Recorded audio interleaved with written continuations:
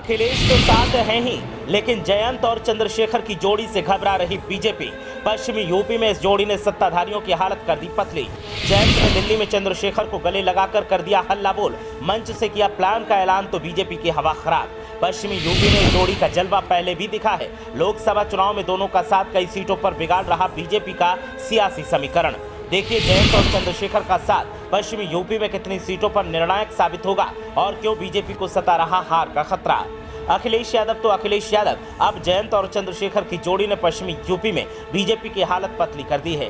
पहले से ही इस दोस्ती का डर सत्ताधारियों के दिल में दिखाई दे रहा था, क्योंकि बीजेपी को इस सियासी दोस्ती के सामने मात खानी पड़ी थी। तो अब जयंत चौधरी के खुल्लम-खुल्ला ऐलान ने तो बीजेपी की और ज्यादा हालत खराब कर दी है। जंतर मंतर पर जयंत और चंद्रशेखर साथ दिखे तो फिर हलचल तेज हो गई, लेकिन जब जयंत ने चंद्रशेखर को लेकर अपने प्लान का ऐलान किया तो फिर बीजेपी की हवा खराब हो गई। अब बीजेपी को साफ महसूस होने लगा है कि अगर इस जोड़ी के सामने कोई मजबूत रणनीति बनाकर मैदान में उतरा गया तो ही इस जोड़ी से पार पाया जाएगा, वरना हाथ कुछ नहीं आने वाला और उत्तर प्रदेश में मुंह की खानी पड़ सकती है। साथ ही बीजेपी को एहसास है कि अगर उत्तर प्रदेश से हाथ से गया तो फिर केंद्र में वापसी करना बेहद मुश्किल हो जाएगा। लोकसभा चुनाव 2024 के लिए राष्ट्रीय लोकदल अध्यक्ष जयंत चौधरी पूरे दमखम से जुटे हुए हैं। हाल ही में दिल्ली में भीम आर्मी चीफ चंद्रशेखर आजाद के द्वारा किए गए धरना प्रदर्शन में उन्होंने जाट दलित मुस्लिम गठजोड़ के संकेत भी दिए। अब देखना यह है कि पश्चिमी यूपी की सीटों पर जयंत और चंद्रशेखर की जोड़ी बीजेपी के लिए कितनी मुश्किल खड़ी करेगी और क्या दोनों की इस जोड़ी से चुनाव में नया गुल खिलेगा। भीम आर्मी चीफ चंद्रशेखर पर देवबंद में हुए हमले के विरोध में दिल्ली के जंतर मंतर पर आरएलडी अध्यक्ष जयंत चौधरी समेत कई दिग्गज नेता जुटे थे। इस दौरान जयंत चौधरी ने कहा था कि चंद्रशेखर जल्द ही संसद के अंदर नजर आएंगे।